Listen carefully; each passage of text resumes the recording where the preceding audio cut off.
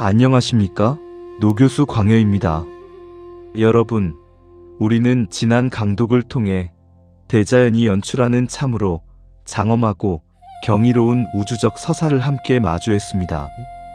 굳게 닫혀있던 하늘의 문이 열리고 우주의 엄중한 명령이 영롱한 빗방울로 처마 끝에 맺히며 대지와 정밀하게 소통하던 영의 풍경을 기억하십니까? 그리고 캄캄한 어둠을 순식간에 찢어버리며 번개처럼 분출하여 단단한 껍질 속에 잠들어 있던 생명을 사방으로 활짝 펼쳐내던 신의 폭발적인 에너지도 함께 경험했습니다. 하늘에서 내려와 땅과 감응하고 생명을 일깨우는 이 거대한 대자연의 리듬을 숨가쁘게 따라온 우리는 오늘 마침내 아주 구체적이고 내밀한 장소에 도착하게 됩니다. 바로 그 위대한 하늘의 기운에 응답하기 위해 인간이 정성스레 마련한 장소, 제단 앞입니다. 오늘 강의에서 우리가 함께 거닐어 볼 한자 속의 풍경은 우리 삶이 도달할 수 있는 가장 아름다운 가득함의 미학인 복의 깊고 아득한 세계로 들어가 보려 합니다. 우리는 흔히 새해가 되거나 좋은 일이 있기를 바랄 때 새해 복 많이 받으세요. 혹은 복이 굴러들어왔다며 이 글자를 너무나 쉽게 그리고 가볍게 소비하곤 합니다.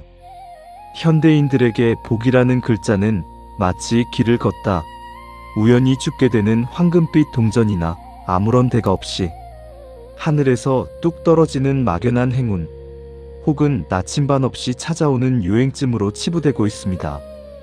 그러나 문자가 탄생하던 그 원형의 시공간, 고대인들이 뼈와 청동의 글자를 아로새기던 그 숭고한 재단의 풍경 속으로 들어가 보면 복은 결코 밖에서 우연히 날아드는 맹목적인 선물이 아님을 깨닫게 됩니다. 마음의 빗장을 활짝 여시고 저와 함께 그 고대의 재단 앞으로 한 걸음 다가가 보시겠습니다.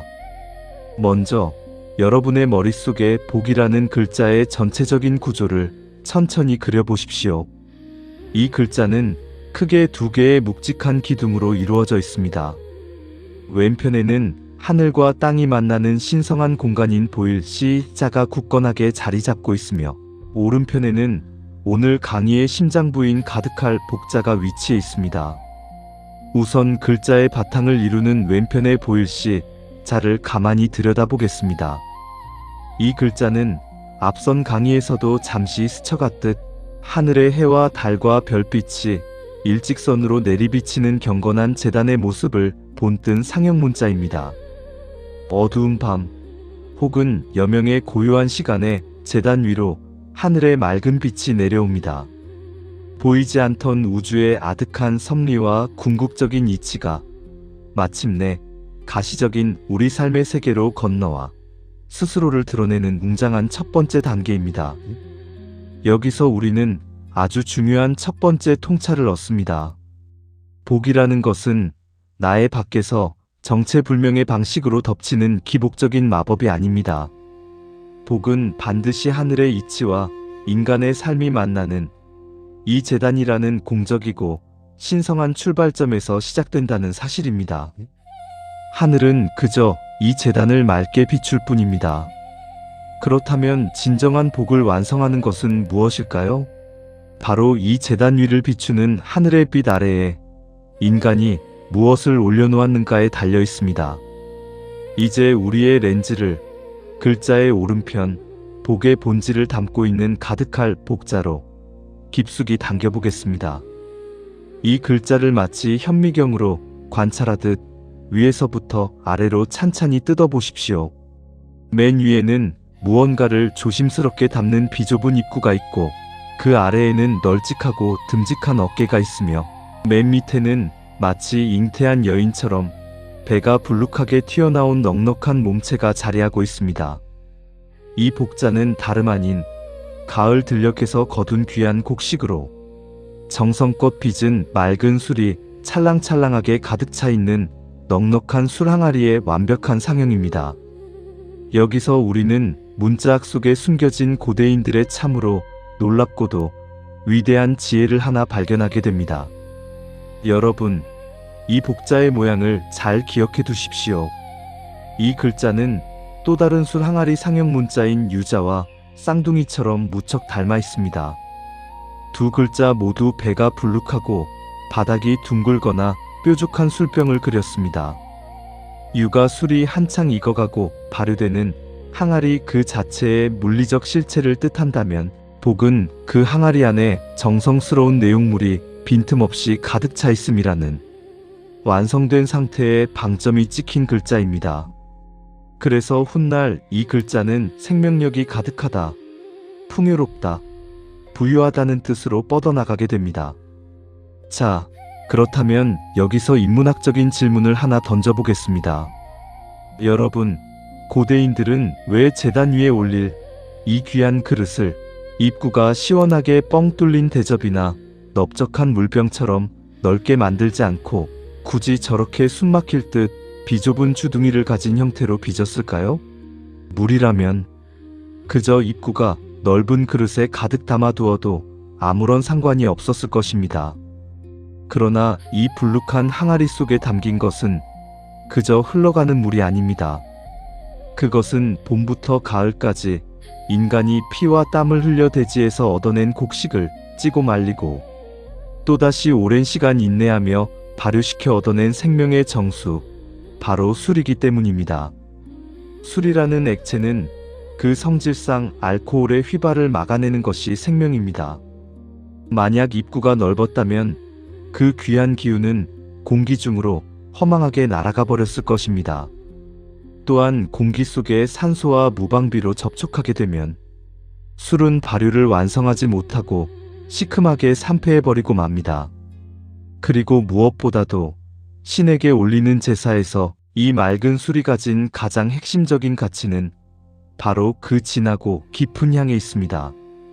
이 비좁은 주둥이는 술의 맑은 기운과 향기가 밖으로 흩날려 버리지 않도록 단단히 가두어 보존했다가 제례를 올리는 그 결정적이고 성스러운 찰나의 순간에만 마개를 열어 터뜨려 하늘에 닿게 하려는 고대인들의 치밀하고도 놀라운 공학적 설계였던 것입니다. 여러분, 항아리의 이 좁은 주둥이는 현대 사회를 살아가는 우리에게 무릎을 치게 만드는 참으로 묵직한 삶의 태도를 일깨워줍니다. 진정한 의미의 복이란 무엇입니까? 그것은 나태하게 앉아서 하늘에서 복권처럼 쏟아지기를 바라는 공짜 선물이 아닙니다. 나의 피와 땀, 내가 오랜 시간 눈물 흘려 얻은 귀한 재능과 가치, 그리고 나의 정성을 아무데나 함부로 낭비하거나 휘발시키지 않는 것입니다. 외부의 유혹에 나의 본질이 씌어지거나 변질되지 않도록 그 좁은 주둥이를 꽉 조여 단단하게 묶어두고 내면 깊은 곳에서 갈무리하고 보존하는 그 지독하게 치열한 인내와 정성의 결과물입니다. 내 안에서 향기롭게 익어가는 그 정성의 술을 낭비하지 않고 온전히 품어내는 일, 나의 시간과 나의 마음을 외부로 허투루 흩뿌리지 않고 내면의 항아리에 밀도 높게 채워나가는 과정. 제단 위에 바로 이 정성으로 가득 채운 온전한 둥근 항아리를 흔들림 없이 올려놓았을 때 비로소 하늘의 맑은 기운과 항아리 속의 짙은 향기가 온전하게 소통하며 서로 감응하게 됩니다. 우주의 이치와 인간의 정성이 만나 내 삶의 생명력이 찰랑찰랑하게 충만해지는 이 역동적이고 눈부신 화합의 상태, 고대인들이 제단 앞에서 마주했던 이 가득함의 감동이 바로 복이라는 글자가 품고 있는 진정한 풍경입니다. 고대인에게 복이란 이처럼 하늘의 정성을 다해 올리고 나서 그 항아리에 남은 넉넉한 분복을 공동체와 함께 향기롭게 나누어 마시는 축복의 기쁨이었습니다. 항아리 가득 채워진 그 맑은 술은 곧 생명력의 극치이자 충만함 그 자체였습니다. 오늘 강의를 마무리하며 여러분 자신에게 그리고 저 자신에게 한번 조용히 물어보시기를 권합니다. 지금 여러분의 삶이라는 제단 위에는 어떤 항아리가 놓여 있습니까? 혹시 내게 주어진 귀한 시간과 재능이라는 맑은 술을 입구가 너무 넓게 벌어진 그릇에 담아 허망하게 공기 중으로 휘발시키고 있지는 않습니까? 지키고 갈무리해야 할 정성을 가벼운 욕망에 내어주어 나의 향기를 시큼하게 산패시키고 있지는 않은지요. 진정한 복을 원하신다면 오늘부터 여러분 마음속 항아리의 주둥이를 단단히 조여 매십시오. 쉽게 흔들리는 감정과 흩어지기 쉬운 나의 에너지를 단단히 갈무리하여 여러분만의 맑고 진한 향기로운 술로 깊숙이 숙성시켜 나가시길 바랍니다. 하늘의 기운은 오늘도 변함없이 여러분 삶의 재단을 맑게 비추고 있습니다.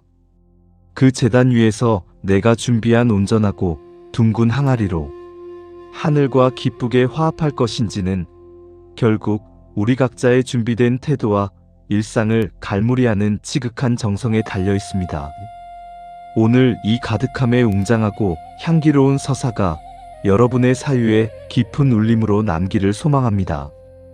내 안의 좁은 입구를 단단히 지켜내어 여러분 모두의 삶이 생명력 넘치는 가득한 항아리로 채워지는 진정한 복의 풍경 속으로 걸어 들어가시기를 진심으로 기원합니다. 다음에는 이 정성의 항아리가 깨어지고 일그러졌을 때 찾아오는 차가운 뼈의 경고, 화의 서늘한 풍경으로 다시 찾아뵙겠습니다. 오랜 시간 이 깊은 한자 속의 풍경에 귀 기울여 주셔서 대단히 감사합니다. 지금까지 여러분의 곁에서 사유의 깊이를 더하는 광야였습니다. 강건하십시오.